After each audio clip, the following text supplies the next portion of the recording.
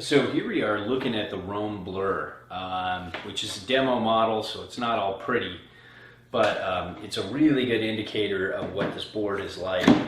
And they talk about this being cambered early rise, but you know, when I look at this and you look at it with me on the table, you can see even when you press down, there's minimal early rise.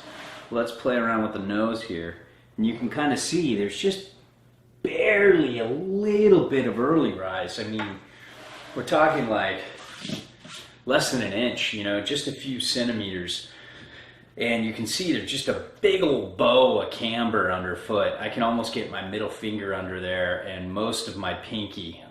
So, you know, there's real camber going on this board. And I would just basically call this a camber board. I'd say it's mostly camber. Like 95% camber, but it's definitely, you know, when we rode this, it definitely is a carver. It's definitely a bomber, and I love that it's got these. I mean, it is all about pop and drive from turn to turn. If you love to turn, this is a good choice. A little limited in, you know, for powder. It's a little more of an old school ride. And speaking to that, let's talk about the setback here. So based, you know, the reference stance is 22, which is fine. And for me, let's see. Oh yeah, this is great. For me, I love this because you can set this back, all the way back is almost 23. So that's really cool for me, and for most people it's like 22 3/4 almost. But let's go based on the reference stance. It looks like about 21 1/4. And then kind of like, even though this board flares out, we'll kind of measure from here, which is 18 3/4 and about almost 19 from here, but you know, just a little difference there. So 18 3/4.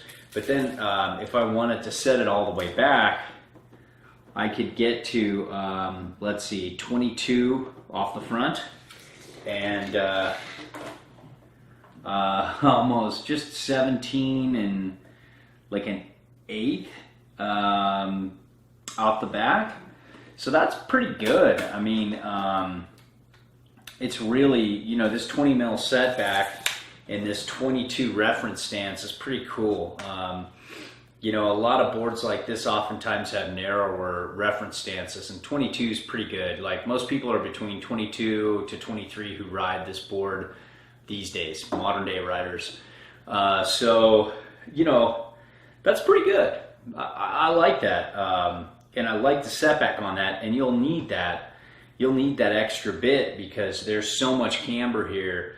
You're going to have a traditional camber feel. But that, even despite the setback, you know, this would be a board that I probably wouldn't take out in powder. I'd rather be on something else, because even though it's got, like, you know, it's very directional, it's pretty set back for these days. Like, a 20 mil setback on side cut is pretty far set back, and the setback on board that I just showed you is even more. So, you know, pretty interesting, but it's not ideal, you know.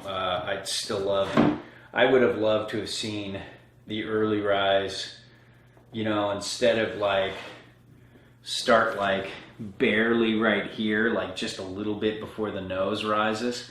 I'd like to have seen it go back like this and just have camber all the way to the tail.